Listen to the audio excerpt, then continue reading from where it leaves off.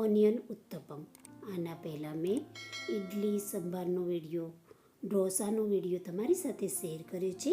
તો આજે અહીંયા હું ઉત્તપમનો પણ વિડીયો તમારી સાથે શેર કરું છું. તે બનાવવા માટે તવો ગરમ કરવા મૂકી દઈશું. તેના પર થોડું તેલ મૂકી ઉપર થોડું પાણી છાંટી અને ટીસ્યુથી બરોબર તવાને સાફ કરી લઈશું. ઇડલી ઢોસાનું ખીરું લઈ તેમાં સ્વાદ અનુસાર મીઠું ઉમેરી અને તૈયાર કરી લઈશું. ખીરાને બરોબર હલાવી 2 ચમચા જેટલું ખીરું તવા પર મૂકી ઉત્તપમને પાથરી લઈશું. ખીરું પણ મેં ઘરે જ બનાવેલું છે. આનો વિડીયો પણ તમારી સાથે મેં શેર કરેલો છે. તમે મારી ચેનલ પર જઈ અને વિડીયો જોઈ શકો છો.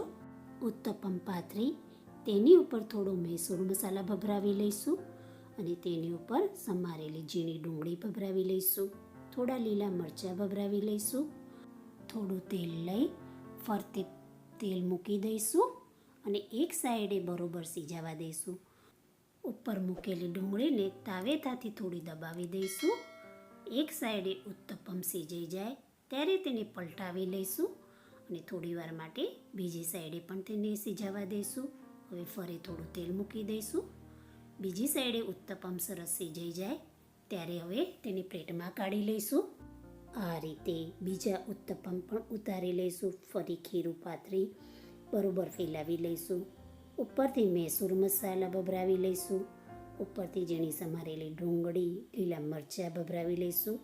થોડું તેલ મૂકી ઉત્તપમને એક સાઈડે સીજાવા દઈશું અને તાવેતાની મદદથી ડુંગળીને થોડી દબાવી દઈશું.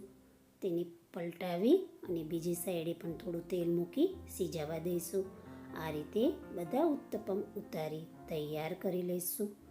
મારા વિડીયો તમને પસંદ આવતા હોય તો મારા વિડીયોને લાઈક, સબસ્ક્રાઈબ, શેર કરશો, જેથી અવનવી વાનગી બનાવવા માટે મને મોટિવેશનલ મળે. વચ્ચે વચ્ચે તવાને આપણે ટીસ્યુથી સાફ કરતા રહીશું અને ઉત્તપમ ઉતારતા રહીશું. ઉત્તપમ ઢોસા કરતાં થોડો થીક હોય છે, તો એ રીતે જ ઉતારવો. તૈયાર ઉત્તપમને કોપરાની ચટણી, લસણની ચટણી અને સંભાર સાથે સર્વ કરીશ.